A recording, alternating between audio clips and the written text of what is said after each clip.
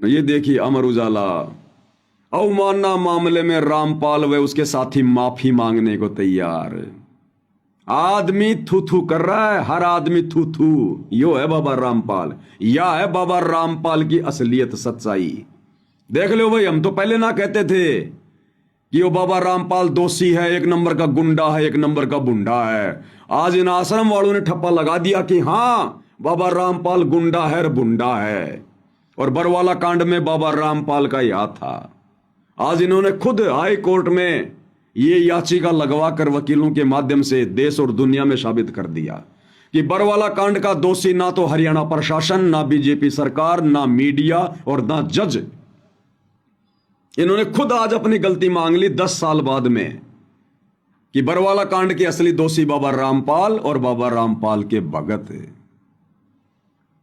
भाई गुरु तो गुड़ था, चेलों ने शक्कर कर डाली। ये होता गुरु को मानुष मानना। जम के गुरु की बदनामी, जम के गुरु की बदनामी। और बरवाला कांड के समय की ये न्यूज आप जियों को दास दिखाया करता था, उस समय आपकी आंखें बंद थी। क्या कह रहे थे ये सहयोगी, ये आश्रम वाले जो पकड़े गए थे उस समय? इन्होंने अपने बयान दिए, फिर झूठ बोल रहा है रामपाल। खासम खास बोले बाबा ने कहा था बच्चों व महिलाओं को बनाओ ढाल। ये इनके स्टेटमेंट थे उस समय। और जब मैं अखबार की न्यूज दिखाया करता था तो संगत कहती है पवन दास तो पागल हो गया, गुरुद्रोही है, ये झूठी न्यूज दिखा रहा है, हमारे गुरुजी का कोई दोष नहीं है, आश्रम वालों का कोई दोष नहीं है। आज इन अखबारों की हेडलाइनों को इन आश्रम वालों ने सत्य साबित कर दिया। हाई कोर्ट में याचिका लगा के आज ये खुद अपना दोष स्वीकार कर रहे हैं कि बरवाला कांड में अगर कोई दोषी था तो केवल बाबा रामपाल और हम भगत। इन्होंने खुद साबित कर दिया।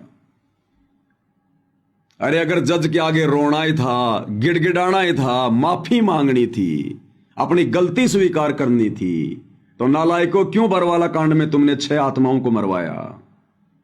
क्यों भक्तों को उकसाकर, जोश दिलाकर, काले कपड़े पहना के, उनको कमांडो बना के क्यों पुलिस वालों के सामने मरने मारने को खड़ा किया? क्यों तुमने अपने सतगुरु की देश और दुनिया में बदनामी करवाई, बेइज्जती करवाई, थू थू करवाई उनकी? अरे तुम्हारा दोगला आचरण तुम्हें ले डूबेगा। तुम एक तरफ तो देश और दुनिया में डंका पीट रहे हो, संत रामपाल जी भगवान है, भगवान है, और दूसरी तरफ तुम उनकी तरफ से ये माफीनामा कोर्ट में पेश करके और ये भी साबित कर रहे हो कि भगवान गलतियों का पुतला होता है, भगवान तो गलतियां भी करता है। और 2014 बरवाला कांड में संत रामपाल जी भगवान ने गलती कर दी थी। उस गलती की आज 10 साल बाद हमें आज पछतावा हो रहा है और हम कोर्ट के आगे माफी मांग रहे हैं। धन्य हो कलयुग के भक्तों, धन्य तुम्हारे माता पिता जिनसे जन्म हुआ, जिन्होंने गुरु को घुटनों के बल बैठने पर मजबूर कर दिया कोर्ट के आगे। अरे क्यों दुनिया में ज्ञान प्रचार कर रहे हो फिर तुम? क्यों ये डंका पीट रहे हो तुम सूखा कि हमारे गुरुजी संत रामपाल जी धर्मराज के दरबार में हमारे वकील बनकर और हमें काल की बंद से छुड़वाएंगे? अरे तुम्हारे अनुसार क्या खाक छुड़वाएंगे? तुमने तो यही संत रामपाल जी को, अपने भगवान को, जज के आगे घुटने टिकवा दिए। तो धर्मराय तो बहुत बड़ा जज है, वो तो सुप्रीम जज है तीनों लोकों का। तो वहां कैसे सतगुरु रामपाल जी जज के सामने तुम्हारा मुकदमा लड़ेंगे? वहां तुम्हें कैसे छुड़वाएंगे जब यहीं पर सतगुरु रामपाल जी ने जज के आगे घुटने टेक दिए, हार मान ली? इसको कहते हैं भाई और बहनों गुरु को मानुष मानना। काल ने क्या कहा था? जाओ जोग जीत संसारा, जीव न माने का तुम्हारा। इनकी ऐसी बुद्धि फेर दूंगा, तू कितना ही ज्ञान दे लेना, कितने चमत्कार कर लेना, तेरे को भगवान नहीं मानने दूंगा। और ये तेरे भगत ही कदम कदम पर तेरे दुश्मन बन के खड़े होंगे, कदम कदम पर तेरे दुश्मन बनकर। अब कहां गए हो नकली बाबा, जिनको तुम कह रहे हो कि बरवाला कांड इन नकली बाबाओं ने करवाया, इन जजों ने बरवाला कांड करवाया, हरियाणा की बीजेपी सरकार ने बरवाला कांड करवाया? अरे आज कहां गए तुम्हारे बोल वचन, तुम्हारे स्टेटमेंट? आज तुम लोगों ने खुद ये साबित कर दिया कि बरवाला कांड तो बाबा रामपाल ने करवाया और हम भक्तों ने किया और कोई दोषी नहीं है बरवाला कांड में। अरे किस मुंह से लोगों को कहोगे कि रामपाल जी भगवान है, ये परमात्मा है, इनका नाम लो, इनसे जुड़ो। हमारे गुरुजी सत्संग सुनाकर गलतियां छुड़वाते हैं, बुराइयां छुड़वाते हैं, और तुम खुद कह रहे हो कि हमारे गुरुजी तो खुद ही गलती करते हैं। अरे एक तरफ तो कहते हो कि हमारे गुरुजी लोगों के गलत काम छुड़वाते हैं, और दूसरी तरफ तुम खुद ये साबित कर रहे हो कि हमारे गुरुजी तो खुद ही गलतियां करते हैं, और हमारे गुरुजी ने बरवाला कांड में गलती की थी, उसकी आज गुरुजी माफी मांग रहे हैं कोर्ट के आगे। भाई और बहनों, एक सत्संग में गुरुजी ने बताया एक आदमी को सजा हो गई, उसको दोषी करार दे दिया गया, और जिस दिन उसको सजा सुनानी थी उस दिन उसको राजा के सामने पेश किया गया। राजा ने कहा भाई देख ले, तू दोषी साबित हो गया, अब तेरे को सजा दी जाती है, और तेरे सामने 3 ऑप्शन है, 3 ऑप्शन, जो तेरे को अच्छा लगे वो सजा ले ले। पहली सजा है 20 साल की जेल, दूसरी सजा है शरीर पर 100 कोड़े खाए जाएंगे, तेरे को 100 कोड़े मारे जाएंगे शरीर पर, और तीसरी सजा है 100 प्याज खानी पड़ेंगे तेरे को, 100 प्याज, ओनियन। तो उस आदमी ने देखा भैया 20 साल की सजा तो बहुत लंबी है, 20 साल में तो मैं मर लूंगा, परिवार से दूर रहूंगा, इससे अच्छा है प्याज खा ले, कोरड़े खाऊंगा उससे भी दर्द होगा, ऐसा करता हूं 100 प्याज खाने की सजा ले लेता हूं। तो बोला जी मैं 100 प्याज खा जाऊंगा, 100 प्याज खा लूंगा मैं। बोला भाई खा ले। उसके सामने प्याज लाके रख दी टोकरी में।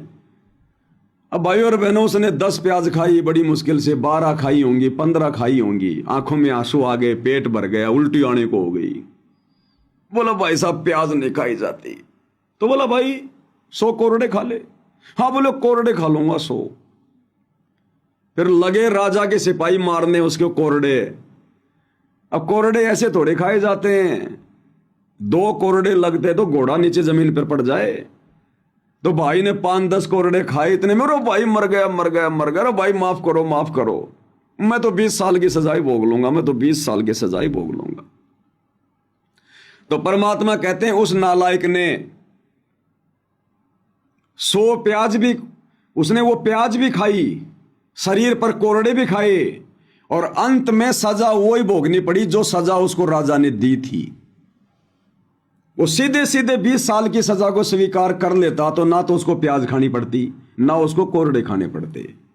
तो ये सतलोक आश्रम मैनेजमेंट हरियाणा वाले, अरे बरवाला कांड के समय अगर तुम सीधे सीधे कोर्ट में चले जाते और जो गलतियां तुम लोगों ने की थी अगर उन गलतियों की तुम माफी मांग लेते तो आज ना तो 10 साल की सजा भोगनी पड़ती, ना जेल में बैठना पड़ता, ना देश और दुनिया में बदनामी होती, ना कोई थूथू होती। और ये सारे काम तुमने करवा लिए और उसके बाद तुमने उसी विधि से, जो विधि कोर्ट ने तुम्हें शुरू में बताई थी कि भाई माफी मांगनी पड़ेगी, अंत में तुमने वही किया फिर उस आदमी की तरह कि साहब हम बरवाला कांड के दोषी हैं। अरे पहले ही मान लेते अपनी गलती, वो आदमी पहले 20 साल की सजा को स्वीकार कर लेता तो ना तो कोरड़े खाने पड़ते ना प्याज खानी पड़ती।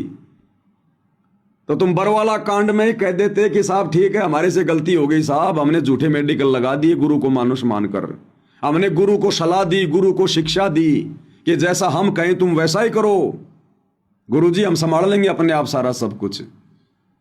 अगर उसी समय तुम माफी मांग लेते, अपनी गलती स्वीकार कर लेते और सीधे सीधे सतगुरु रामपाल जी को कोर्ट में ले जाते तो आज ये नौबत ही नहीं आ जाती।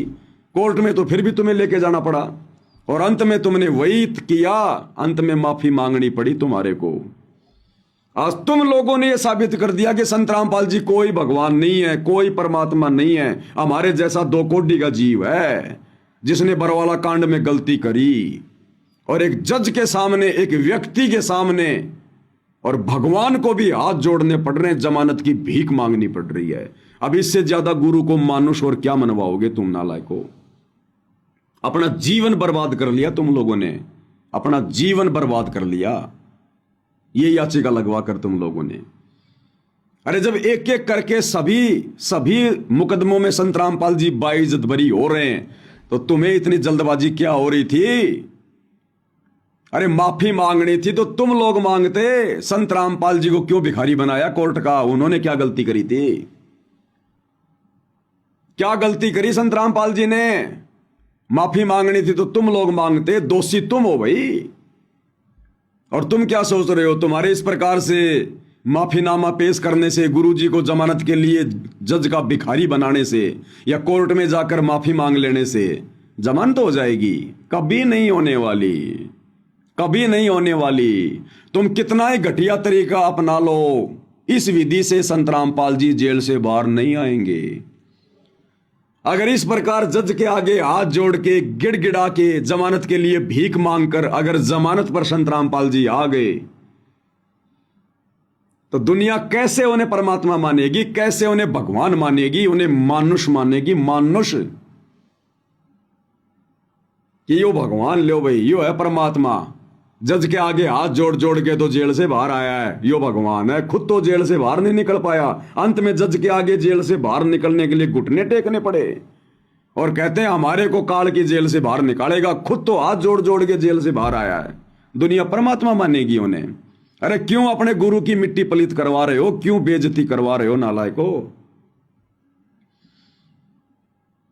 अरे परमात्मा हमें सत्संगों में बताते हैं, ये बाकी दुनिया कहती है कि श्री विष्णु जी भगवान है, श्री राम जी भगवान है, परमात्मा है, विष्णु के अवतार हैं। दुनिया राम राम का जय जयकार कर रही है। दुनिया चले ना श्री राम के बिना, राम जी चले ना हनुमान के बिना।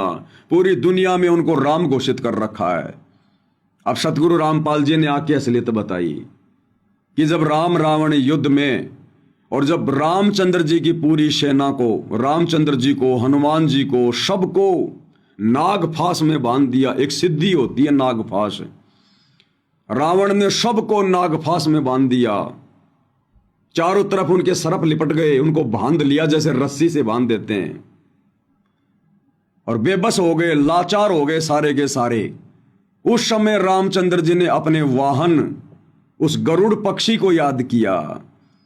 वो गरुड़ पक्षी आया, अपनी सिद्धि से बहुत सारे गरुड़ उत्पन्न हो गए और सब ने अपनी उस नुकीली चोंच से उन सर्पों को काट काट के, और जो राम जिसके विषय में कहते थे कि दुनिया चले ना श्री राम के बिना, उस राम को बंधन मुक्त करवाया, उसकी जमानत करवाई उस राम की, रावण की कैद से, सिद्धि से, नागफांस से। और आज जिसकी झूठी महिमा बनी हुई थी आज दुनिया के सामने आ गई। और परमात्मा कहते हैं बंधन काटे विपत में और कठिन कियो संग्राम। यानी रावण ने रामचंद्र जी को नागफांस में बांधकर युद्ध को और ज्यादा रामचंद्र जी के लिए वो कठिन बना दिया। बंधन काटे विपत में कठिन कियो संग्राम। और वो बंधन किसने काटे? रामचंद्र जी को विपत्ति से मुक्त किसने किया? उस गरुड़ पक्षी ने। तो परमात्मा कहते हैं दुनिया वालों अब तो आंखें खोलो, राम कौन है? बंधन काटे विपत में कठिन कियो संग्राम, चिन्ह रे नर प्राणियों, वो गरुड़ बड़ो के राम। वो गरुड़ बड़ा हुआ या वो तुम्हारा राम बड़ा हुआ, जिस राम के बंधन भी उस गरुड़ पक्षी ने काटे। तो ये दुनिया आने वाले समय में यदि इस प्रकार से जजों के आगे घुटने टेक कर भीख मांग मांग के अगर सतगुरु रामपाल जी जमानत पर आ गए तो ये दुनिया वाले कैसे सतगुरु रामपाल जी को राम कहेंगे? कैसे भगवान कहेंगे? कैसे परमात्मा कहेंगे? जिस प्रकार आज हम उस रामचंद्र जी को भगवान नहीं कह रहे कि अगर वो इतना बड़ा भगवान था तो अपने बंधन खुद काटता, उस गरुड़ पक्षी के आगे हाथ जोड़ने की क्या जरूरत पड़ी? तो इसी प्रकार कल को ये दुनिया थूकेगी भक्तों के मुंह पर जो ज्ञान प्रचार करेंगे और नफरत करेगी संत रामपाल जी से कि ये काहे का भगवान, ये काहे का परमात्मा। इसके बंधन तो उस जज ने जमानत पर साइन करके काटे। वो जज ने जमानत देकर इस तुम्हारे भगवान को जेल से रिहा किया, मुक्त किया। ये काहे का भगवान है? इतना बड़ा भगवान है तो अपने बंधन खुद काट लेता। भगवान तो 100 तरीके अपना ले अपनी जमानत करवाने के, जेल से बाहर आने के। ये काहे का भगवान है जिसको जजों के आगे घुटने टेकने पड़ रहे हैं, नाक रगड़ना पड़ रहा, भीख मांगनी पड़ रही है कि मैं अपनी गलती स्वीकार करता हूं, मुझे पछतावा है मेरी गलती पर, मुझे जमानत दे दो। कैसे ये दुनिया इनको परमात्मा मानेगी? तो नहीं आने वाले भाई, नहीं आने वाले। ये जजों के जज हैं, सर्व सृष्टि रचनहार है। तुम्हारे मानुष मान लेने से इनकी महानता पर कोई प्रश्न चिन्ह नहीं लग जाता, इनकी महिमा में कोई कमी नहीं आ जाएगी। अरे तुमसे तो ये काल करवा रहा है सब कुछ, इनकी छवि को धूमिल करवाने के लिए, इनका नाम और इनका ज्ञान मिट्टी में मिलवाने के लिए, इनकी महिमा को मिट्टी में मिलाने के लिए। लेकिन तुम्हारे इन कुप्रयासों से, काल प्रेरणा से कुछ नहीं होने वाला। ना तुम्हारी चलेगी, ना तुम्हारे बाप उस काल की चलेगी। जो तुम ये जितने भी कुप्रयास कर रहे हो ना, कुबुद्धि वाले काम कर रहे हो ना, तुम गुरु को मानुष मनवाने वाले, गुरु की बेइज्जती करवाने वाले, ये नहीं चलेंगे। तुम्हारे सारे हथकंडे फैल होंगे। ये वो तुम्हारे हिसाब से नहीं आएगा, वो अपने हिसाब से आएगा।